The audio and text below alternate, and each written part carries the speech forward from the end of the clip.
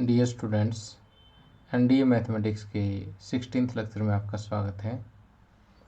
आज के लेक्चर में हम एक बहुत ही इम्पोर्टेंट चैप्टर शुरू कर रहे हैं जिसका नाम है कॉम्प्लेक्स नंबर्स।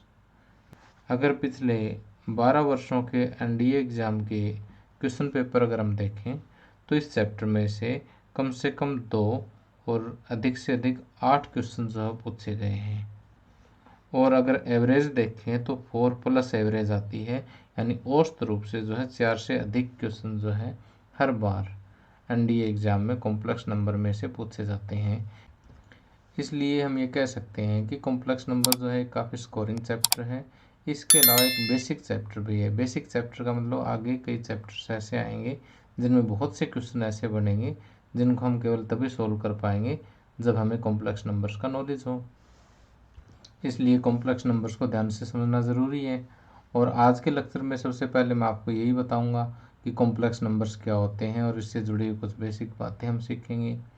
फिर हम अलजेब्रा ऑफ कॉम्प्लेक्स नंबर्स यानी कॉम्प्लेक्स नंबर्स को प्लस करना, माइनस करना, मल्टीप्लाई करना और डिवाइड करना सिर्फ एक एक लाइन की कंसेप्ट है। और इसी तरह से conjugate of a complex number कि एक कॉम्प्लेक्स नंबर का कॉन्जुगेट किस तरह से निकालते हैं, उसका समयुग्मी कैसे निकालते हैं, ठीक है, उसको हम सीखेंगे।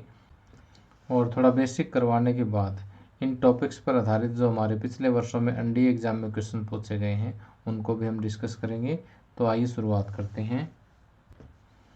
तो सबसे पहले कॉम्प्लेक्स नंबर्स क्या होते हैं, सम्मिश्र संख्याएं क्या होती है, ये समझने से पहले मैं थोड़ी सी बात आपसे डिस्कस करना चाहता हूँ कि मान लेते हैं कि मेरे पास 2 स्टूडेंट हैं, एक क्लास फर्स्ट में पढ़ता है और एक 6th क्लास में पढ़ता है, ठीक। और मान लेते हैं कि हमने उन दोनों को एक सिंपल सा क्वेश्चन दे दिया कि 2 - 5। अब जो क्लास 6 का स्टूडेंट है वो इसका जवाब दे देगा सर -3, जबकि फर्स्ट क्लास वाला स्टूडेंट क्या कहेगा, सर कि छोटी संख्या में से बड़ी संख्या घटेगी नहीं, स्टेटमेंट रॉन्ग है, ठीक है, या पॉसिबल नहीं है, कुछ इस टाइप का उसका जवाब आएगा, यानी उसके पास इसका कोई आंसर नहीं है। कारण क्या है? कारण यही है कि जो फर्स्ट क्लास का जो स्टूडेंट है उसने जो नंबर सिस्टम पढ़ा है उसमें सिर्फ वोल नंबर तक पढ़ा है, 0 1 2 3 4 एंड सो ऑन, सिर्फ नंबर सिस्टम में इतना ही पढ़ा है।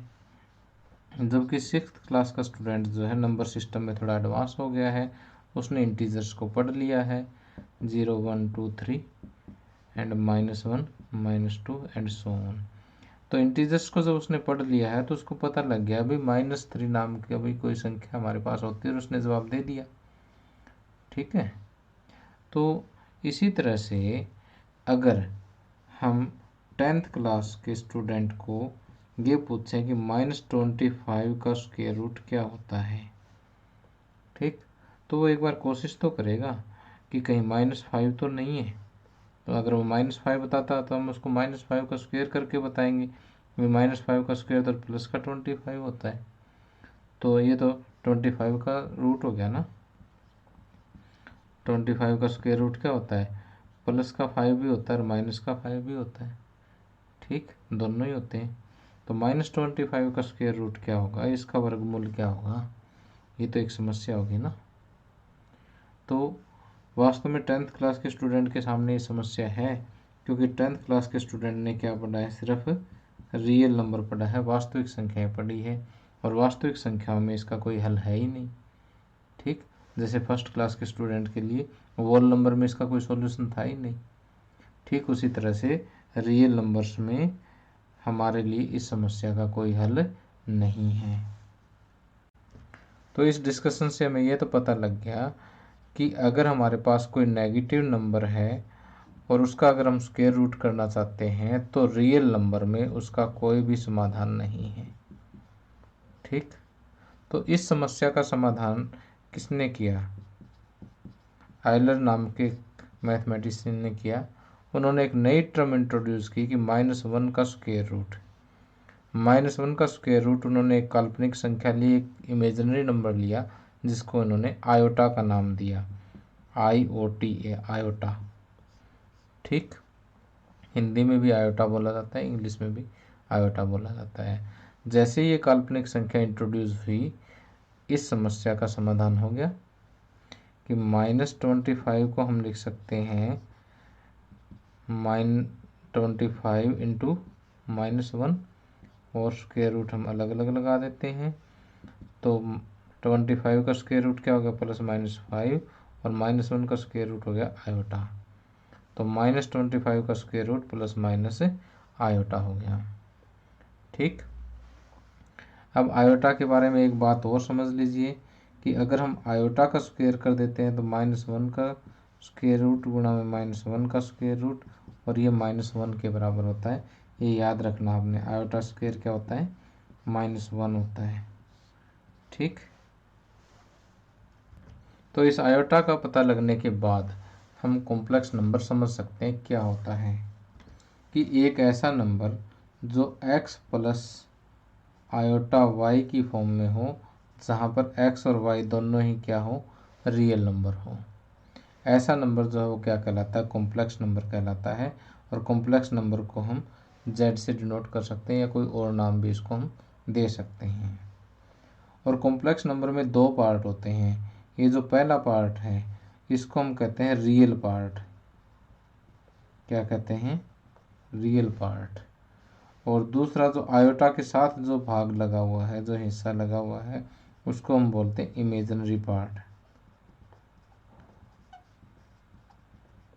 ठीक, वास्तविक भाग और काल्पनिक भाग, इसके दो पार्ट होते हैं। ठीक, और अगर हमने कॉम्प्लेक्स नंबर को z से डिनोट कर रखा है तो रियल पार्ट ऑफ z, इसको ऐसे लिखते हैं RE ब्रैकेट में z, real part of z is equal to क्या है, x है। और इमेजिनरी पार्ट ऑफ z, इसको ऐसे लिखा जाता है इज इक्वल टू y है। आयोटा y नहीं लिखना आपने, सिर्फ y लिखना है। ओके, अब देखिए कि कॉम्प्लेक्स नंबर में कुछ गुण होते हैं, जैसे इक्वलिटी का, इक्वलिटी यानी समता। ठीक, ये इक्वलिटी या समता क्या होती है, मान लेते हैं कि हमारे पास एक कॉम्प्लेक्स नंबर है a प्लस आयोटा b। ठीक, जहाँ पर a और b क्या है, रियल नंबर। दूसरा कॉम्प्लेक्स नंबर है मेरे पास c प्लस आयोटा d। इन दोनों को मैं इक्वल कह सकता हूँ अगर रियल पार्ट रियल की इक्वल हो और इमेजिनरी पार्ट इमेजिनरी की इक्वल। यानी ये दोनों कॉम्प्लेक्स नंबर इक्वल होंगे, बराबर होंगे, यदि a बराबर क्या हो, c, यानी रियल के बराबर रियल पार्ट हो और इमेजिनरी के बराबर इमेजिनरी पार्ट हो। ठीक, एक तो गुण होता है ये। दूसरा इसका एडिशन, एडिशन यानी उसका योग, उसका जोड़ना। जैसे ये दो ले लेते हैं हम, a प्लस आयोटा b, इसमें अगर आप c प्लस आयोटा d अगर ऐड करना चाहो तो क्या होगा, रियल पार्ट में रियल जुड़ेगा प्लस आयोटा करके इमेजिनरी में इमेजिनरी ऐड होगा। ठीक, तो ये बिल्कुल सिंपल है। अगर आप एक सिंपल सा एग्जांपल लेना चाहो तो 2 प्लस 3 आयोटा -2 प्लस 3 आयोटा में 5 माइनस 2 आयोटा मैं ये कर लेता हूँ। ठीक, अगर इन दोनों को ऐड करूँगा तो रियल में रियल ऐड होगा -2 प्लस 5 और इमेजिनरी में इमेजिनरी ऐड होगा प्लस में आयोटा करके 3 प्लस में -2। ठीक है, तो ये आ जाएगा आपका 3 प्लस में 3 -2 आयोटा। ये आंसर आ जाएगा। बस बिल्कुल सिंपल सा है कि रियल पार्ट में रियल ऐड करोगे, इमेजिनरी में इमेजिनरी ऐड करोगे, इस तरह से आपका एडिशन इसका हो जाता है। इसके बाद तीसरा हम पढ़ते हैं मल्टीप्लाई। मल्टीप्लाई मीन्स कि उसका गुणा करना। ठीक, अब जैसे मान लेते हैं हमारे पास यही दोनों कॉम्प्लेक्स नंबर हैं a प्लस आयोटा b, इसकी मल्टीप्लाई हमें करनी है c प्लस आयोटा d के साथ। अब देखिए कि ये मल्टीप्लाई करने के लिए हमें कोई नया रूल नहीं लगाना है, जैसे सिंपल अलजेब्रा में करते हैं ऐसे मल्टीप्लाई करेंगे a की c के साथ। ठीक, फिर a की आयोटा d के साथ plus iota into A D. फिर सेकंड टर्म ले लीजिए इसकी इसके साथ आयोटा इंटू बी सी और फिर आयोटा बी की आयोटा डी के साथ। तो ये हो जाएगा आपका आयोटा स्क्वायर बी डी। ठीक, अब आयोटा स्क्वायर क्या होता है, अभी मैंने बताया आपको -1 होता है। ठीक है, तो ये हो गया ए सी और ये -1 इंटू बी डी, तो माइनस बी डी। इनको मैं अलग लिख देता हूँ, इन दोनों में से आयोटा कॉमन लिया, a d plus b c, ये आ गया इन दोनों का गुणा। और हम इस गुणा को थोड़ा सा फास्ट करने के लिए क्या करते हैं, ए प्लस आयोटा बी और सी प्लस आयोटा डी, इन दोनों के गुणा को फास्ट करने के लिए क्या करते हैं, रियल की रियल के साथ माइनस करके इमेजिनरी की इमेजिनरी के साथ। ठीक, और प्लस में आयोटा इंटू रियल की इमेजिनरी के साथ, ए डी प्लस में इमेजिनरी के रियल के साथ। ठीक, तो सेम टू सेम आना तो वही है, बस आपने करना क्या है, पहले की पहले के साथ दूसरे की दूसरे के साथ, ये तो रियल पार्ट बन जाएगा। प्लस में आयोटा इंटू पहले की दूसरे के साथ दूसरे की पहले के साथ। ठीक, इससे गुणा थोड़ा सा फास्ट हो जाता है। ठीक है, और क्योंकि कम्पिटिटिव एग्ज़ाम की तैयारी कर रहे हैं इसलिए फास्ट तो ज़रूरी है। ठीक है, समय होता ही नहीं हमारे पास वहाँ इतना।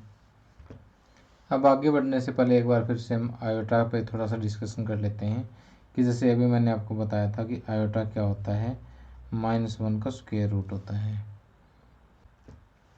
तो यहाँ से आप समझ सकते हो कि आयोटा का स्क्वायर क्या होगा, -1 होगा। ठीक, और आयोटा क्यूब को मैं लिख सकता हूँ आयोटा का स्क्वायर इंटू आयोटा, और आयोटा स्क्वायर क्या होता है, -1, तो आयोटा क्यूब जो है वो माइनस आयोटा के बराबर होता है, याद रखें।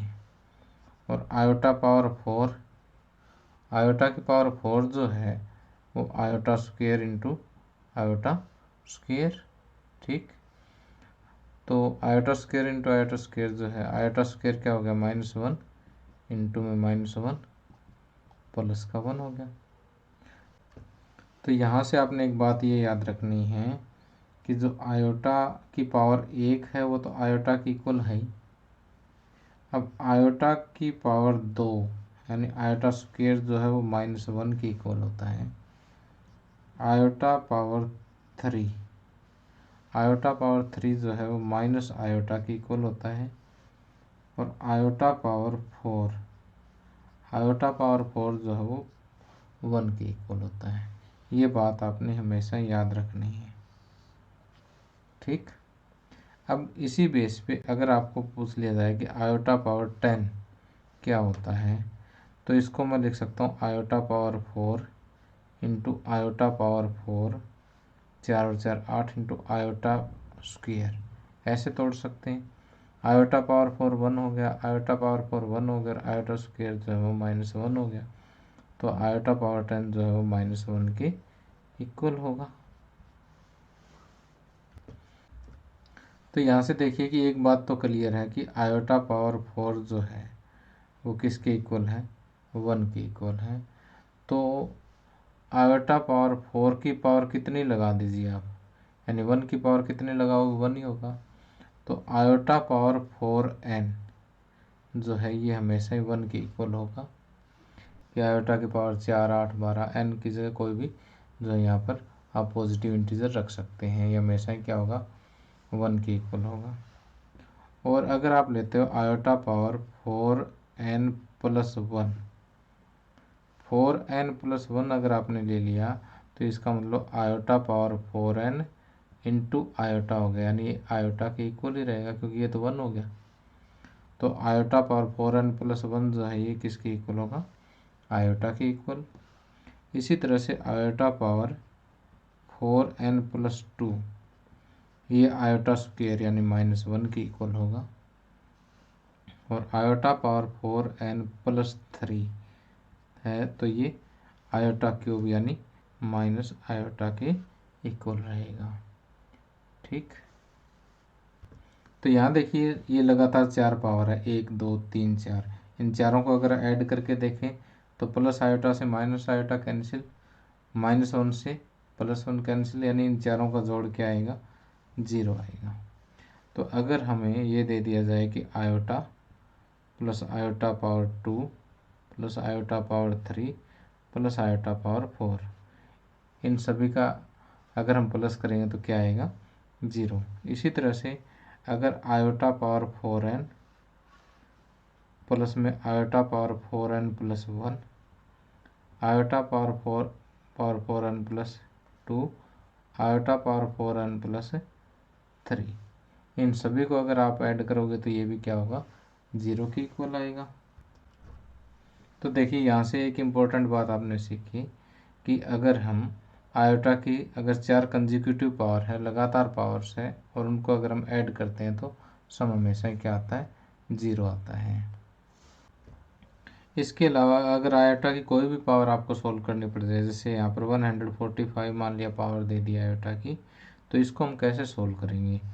तो 145 को आप क्या करोगे? 4 से डिवाइड कर लो, 4 3 ज़ा 12 और 4 6 ज़ा 24, रिमाइंडर 1।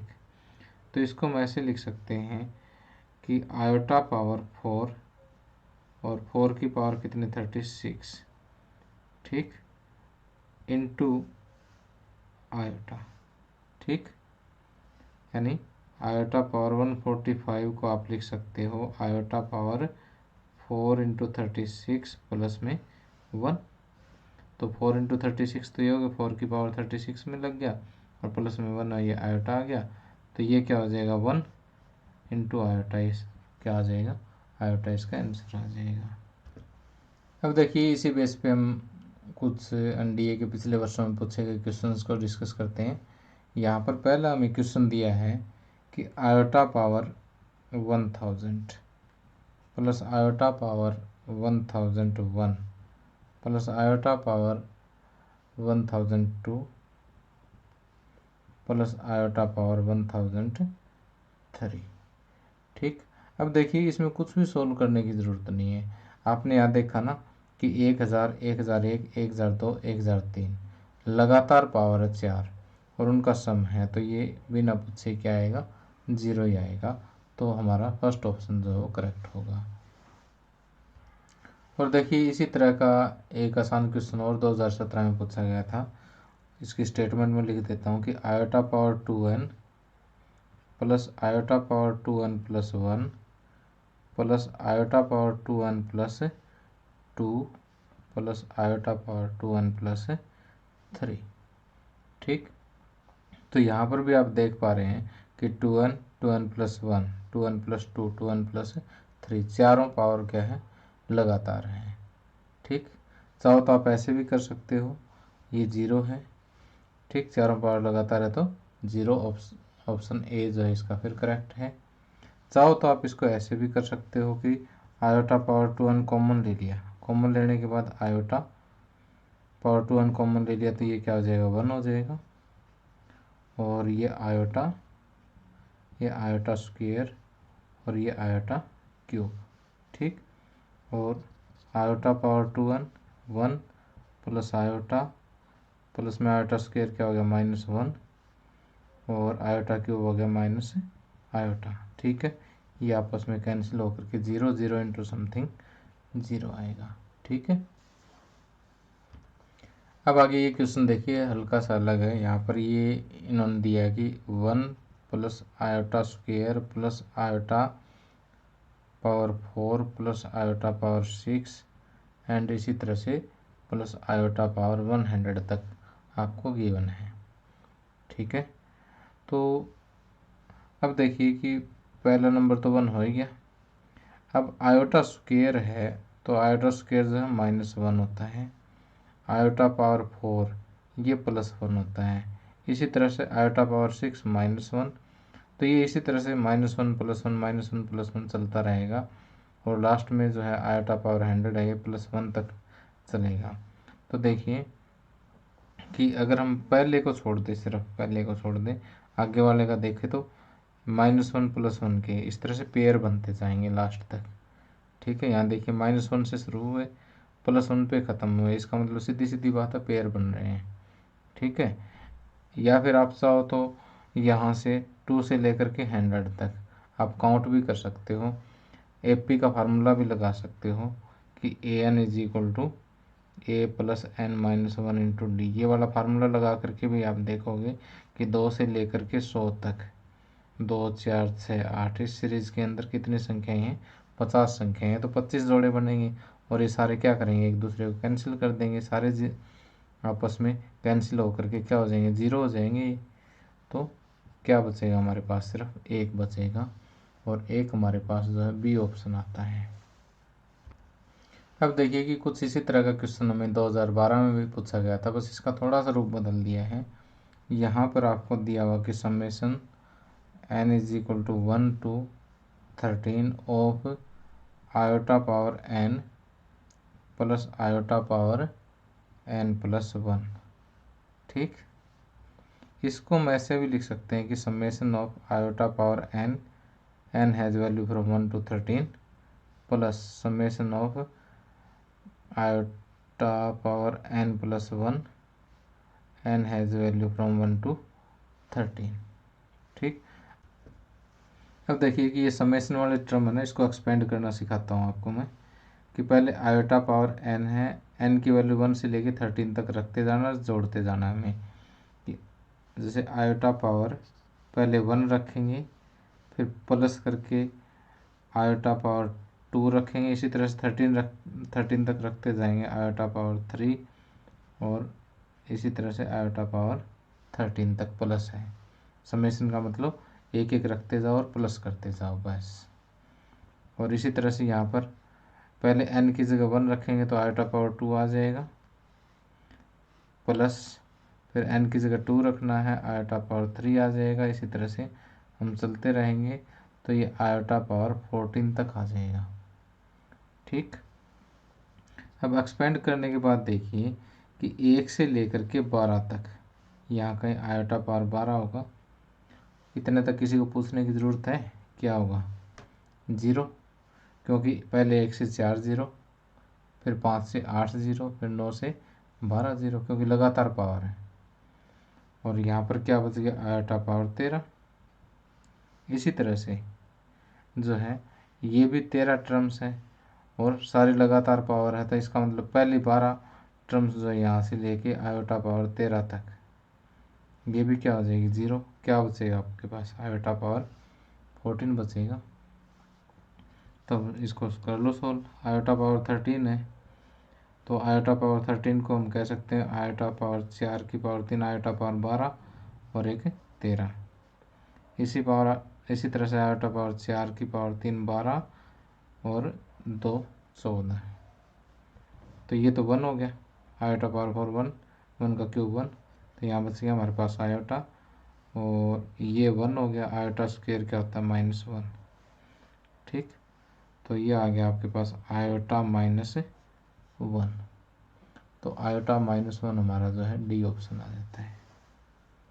अब ठीक इसी तरह का एक क्वेश्चन 2017 में हमारे से पूछा गया था, ये मैं आपके लिए छोड़ रहा हूँ, बस यहाँ पर 2 से 11 तक है, बाकी आप सोच लेना, इसका आंसर भी मैंने दे रखा है। अब देखिए आगे आयोटा की पावर पे बेस्ड एक क्वेश्चन और है हमारे पास है। यहाँ पर ये दिया हुआ कि -√1 पावर 4n+3 प्लस में आयोटा पावर 41 प्लस में आयोटा पावर -257। ठीक, और इसकी पावर 9 है। तो कैसा भी क्वेश्चन हो, घबराना नहीं है आपने। अब देखिए -1 का स्क्वायर रूट है तो इसका मतलब ये आयोटा है। ठीक है, ये क्या है, आयोटा है। तो देखिए एक समस्या तो सॉल्व होगी। अब देखिए साथ में माइनस है, और माइनस वाला मैंने आपको समझाया नहीं है, तो कोई बात नहीं है। ये जो माइनस है ना, इसको अलग कर लो। -1 इंटू आयोटा, तो आप इसको लिख ही सकते हैं -1 की पावर 4n पावर 3 लगा लो अलग से, और आयोटा की पावर अलग से लगा लो। आयोटा की पावर 4n+3 अलग से लगा लिया। ठीक, और अगले स्टेप में मैं क्या करूँगा कि जैसे 4n+3 मैंने अलग अलग लगाया ना, इनको मैं कर दूँगा iota power 4n into iota power 3, और आयोटा पावर 3 को फिर मैं लिख दूँगा आयोटा पावर 2 इंटू आयोटा। देखो 4n प्लस 2 प्लस 1 यानी 4n प्लस 3 पावर होगी ना प्लस में। अब देखिए आयोटा पावर 41, तो आयोटा पावर 4 और इसकी पावर 10 40 होगी, 40 होगी। तो साथ में हम आयोटा और मल्टीप्लाई कर देते हैं। आयोटा की पावर 40 इंटू आयोटा की पावर 1 मल्टीप्लाई होते टाइम पावर ऐड होती है तो 41 होगी ना। और -257 पावर है तो 1 अपॉन आयोटा की पावर 257 और इसके पूरे की पावर है 9। ठीक, तो अब देखिए 4n प्लस 3 ओड नंबर होता है और -1 की ओड पावर क्या होता है, -1 होता है। आयोटा की पावर 4n ये 1 होता है, आयोटा स्क्वेयर -1 होता है इंटू आयोटा। ठीक, देखो कितना छोटा हो गया ना काम। प्लस में अभी ब्रैकेट के अंदर ये मामला 1 की पावर 10 1 हो गया, 1 इंटू आयोटा, सिर्फ आयोटा बचा हमारे पास। अब देखिए कि आयोटा पावर 257 है, इसको मैं थोड़ा सा अलग सोल्व करके दिखा देता हूँ। इसको मैं लिख सकता हूँ आयोटा पावर 256 प्लस 1 यानी आयोटा पावर 256 इंटू आयोटा। ठीक, आयोटा पावर 1 यानी आयोटा मल्टीप्लाई करते समय पावर ऐड हो जाती है ना। और आयोटा पावर 256 को मैं लिख सकता हूँ आयोटा पावर 4 और इसकी पावर 64, क्योंकि 64 इंटू 4 256 होता है इंटू आयोटा। आयोटा पावर 4 क्या हो गया 1 की पावर 64 1 इंटू आयोटा, तो 1 इंटू आयोटा आयोटा हो गया। तो आयोटा पावर 257 किसके बराबर है, आयोटा के बराबर, तो आयोटा पावर 257 आयोटा के बराबर यहाँ लिख देता हूँ मैं। और इसकी पावर कितनी है 9। अब नीचे वाला हमारा रफ वर्क था, इसको मैं रब कर देता हूँ। ठीक है, चलो जी मिटो देते हैं इसको। अब यहाँ देखो -1 इंटू -1 प्लस 1 इंटू आयोटा, ये हो गया जी आयोटा। प्लस में इसका एलसीएम लो आप, ब्रैकेट के अंदर जो है एलसीएम में आयोटा आ गया, आयोटा स्क्वेयर प्लस में 1 पावर 9 और ये हो जाएगा आयोटा प्लस में आयोटा स्क्वेयर क्या होता है -1 प्लस में 1 बाई आयोटा पावर 9। ये देखो ये हो गया 0 -1 प्लस 1, 0 इंटू समथिंग या 0 की जो भी पावर है 0 ही रहेगा, तो ये आ जाएगा आयोटा। तो हमारा जो यहाँ पर सी ऑप्शन जो है वो करेक्ट होगा। अब आगे अलजेब्रा ऑफ कॉम्प्लेक्स नंबर में हम addition, subtraction, multiplication, division. Addition जैसे मैं आपको बता ही चुका हूँ कि जब डेफिनेशन बताई तब मैंने आपको बता दिया था कि a प्लस आयोटा बी और c प्लस आयोटा डी, अगर हमारे पास ये दो कॉम्प्लेक्स नंबर हैं तो इनका एडिशन क्या होता है a plus c plus iota into b plus d. ठीक, सिंपल सी बात है ये। अब एडिशन की प्रॉपर्टीज़ पढ़नी है।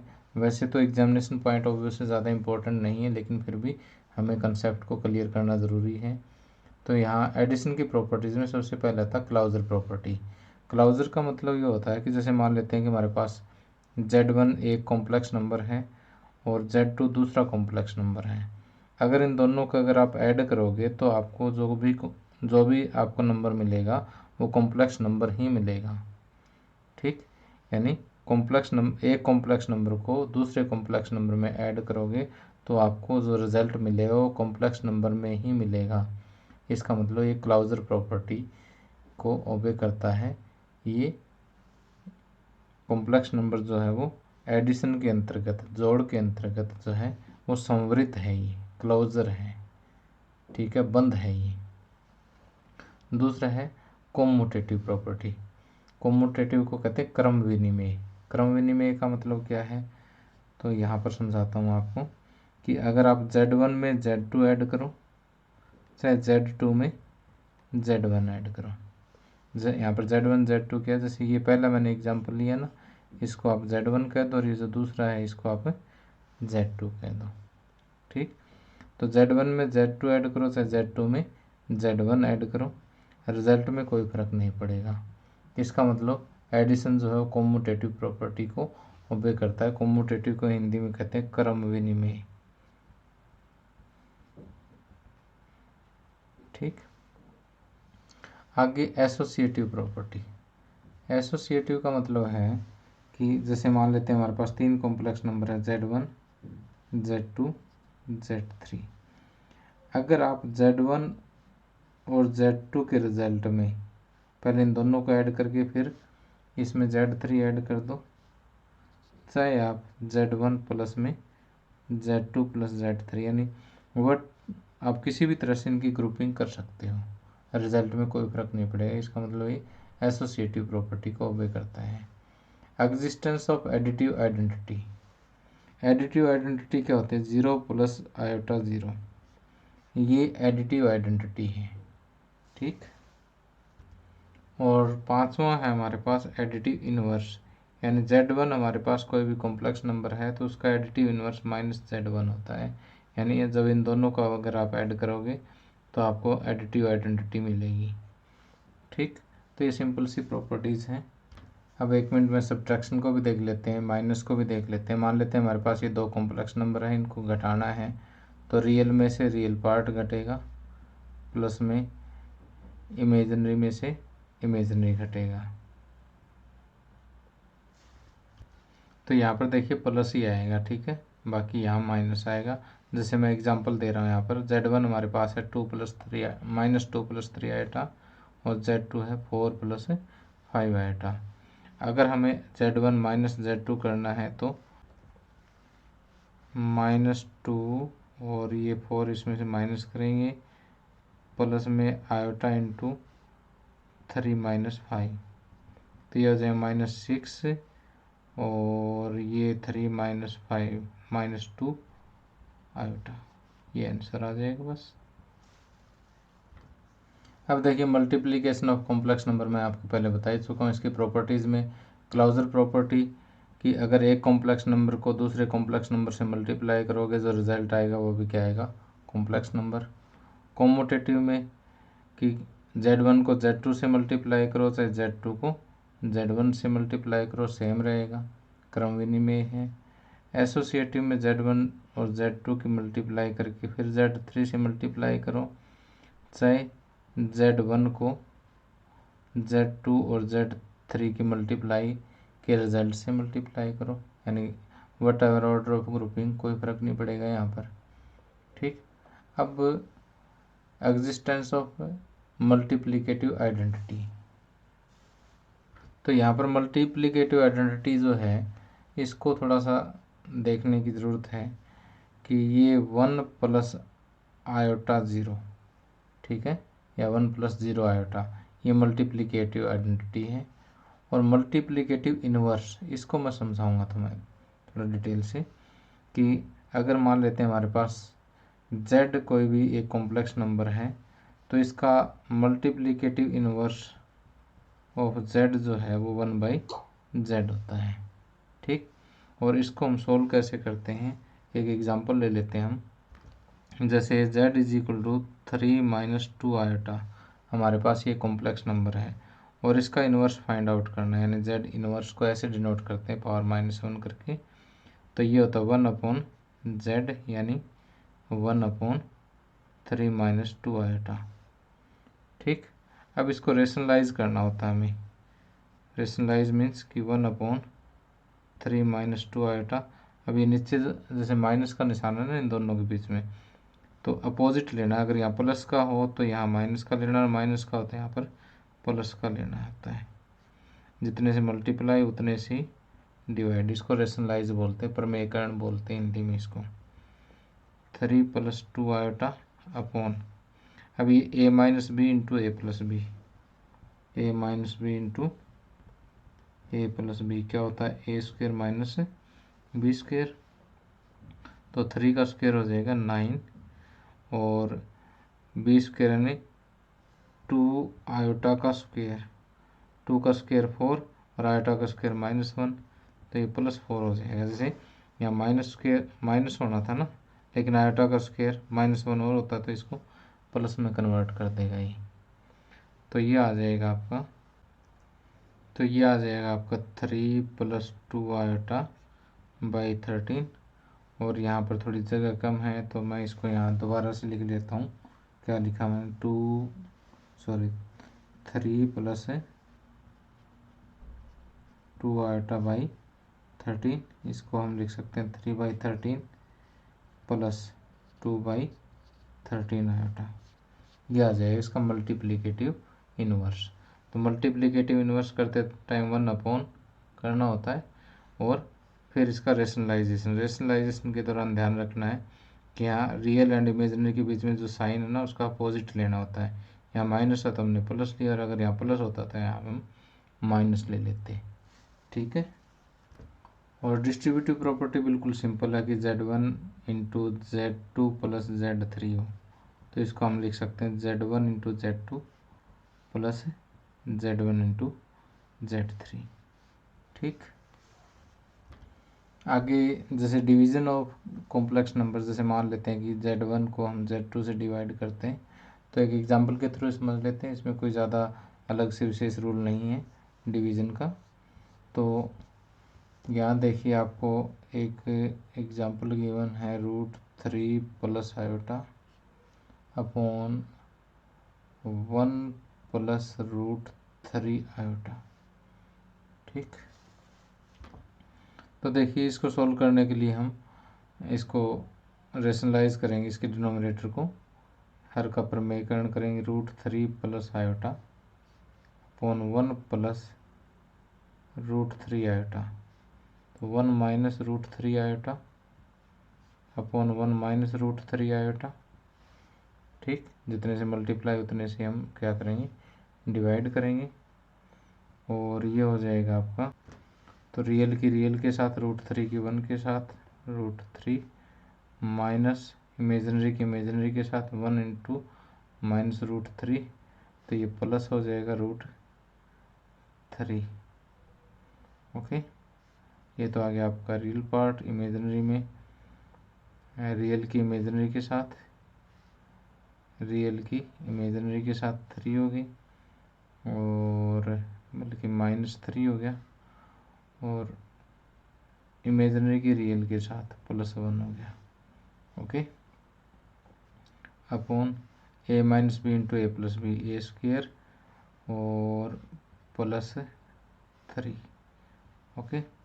ये आ गया 2√3, और ये -3 + 1 -2 आयोटा बाई में 4। ठीक। तो यहाँ ऊपर से 2 कॉमन लेंगे हम, √3 माइनस आयोटा बाई 4। तो ये 2 × 2 = 4, √3 minus iota by 2, √3 minus iota by 2, यानी डी ऑप्शन हमारा करेक्ट है। तो प्यारे बच्चों, लास्ट में मैं आपको कॉन्जुगेट ऑफ कॉम्प्लेक्स नंबर का हिंट और दे देता हूँ कि जैसे मान लेते हैं हमारे पास एक कॉम्प्लेक्स नंबर है x + आयोटा y, तो इसके कॉन्जुगेट को हम z बार से डिनोट करते हैं। और ये क्या होता है, x, बस ये जो इमेजिनरी पार्ट है इसका साइन चेंज करना होता है आपने, और कुछ नहीं करना होता। ये z बार यानी इसका कॉन्जुगेट होता है। और इसकी प्रॉपर्टीज़ भी काफ़ी इम्पोर्टेंट है, तो इसकी प्रॉपर्टीज़ हम कल के लेक्चर में कर पाएंगे, क्योंकि अभी तो वीडियो बहुत लंबा हो जाएगा। उम्मीद करता हूँ कि आज का लेक्चर आपको समझ आया होगा। Thank you. Have a nice day.